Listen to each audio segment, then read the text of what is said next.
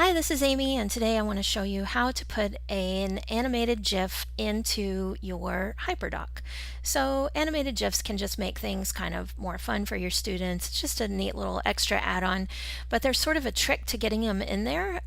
First of all, we're going to make our Hyperdocs using slides, which is going to let us have a lot more graphical options. You can see this is an embedded YouTube video here, and we'll also be able to put in animated GIFs. So I'm going to switch over to Jiffy real quick.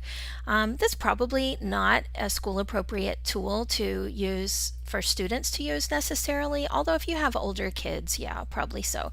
But as a teacher at home making a Hyperdoc, you can use whatever you want to. So I'm going to look for a GIF that shows excited, and we're going to find one and put it into the Hyperdoc. All right, so let's say I want to use this one from Napoleon Dynamite. Love that movie. I'm going to go ahead and click it so that it is the one primarily open on the page. And now I want to get it into my Hyperdoc. Well, you might think you could use some of these buttons over here, but no, those don't work so great. So here's how you do it. I'm going to right click it and I'm going to choose Save Image As. And I'm going to make sure that the end of this file name says GIF or GIF, depending on how you say it. So I'm going to call this excited, and I'm going to save it to my downloads folder. Now in Chrome, it's going to open up right down here at the bottom. So sorry, it's not going to open, it's going to save right down here at the bottom. So once I see it down there, I'm ready to put it into my Hyperdoc. So I'm going to go ahead and grab this GIF, and pull it into my Hyperdoc, and there it is.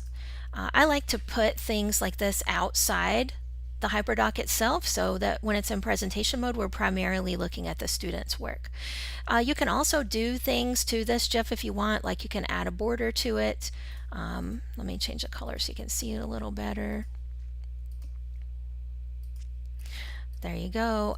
You can also use the image crop tool if you want to get a different shape.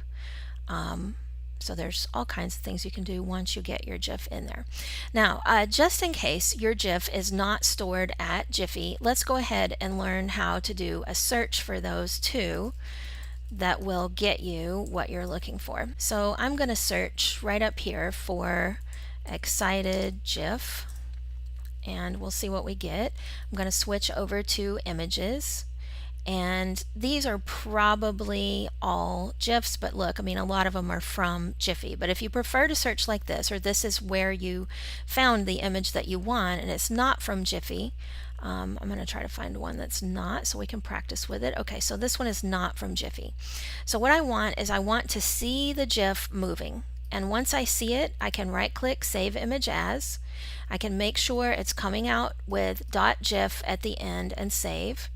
And now, just like I did before, I can take this and I can drag it into my Hyperdoc. So, oops, let me try that again. I want to make sure it comes in. There we go. There's the animated GIF. One more thing, if you want, you can double click on this, get the handles, and you can actually crop down a GIF in a document or a slide like we're looking at right here. So maybe that'll help you add a little bit more fun into your Hyperdocs. I hope it helps. If it does, I'd love it if you would subscribe to our channel, like the video, comment and let us know, and hope you have a great day. Bye-bye.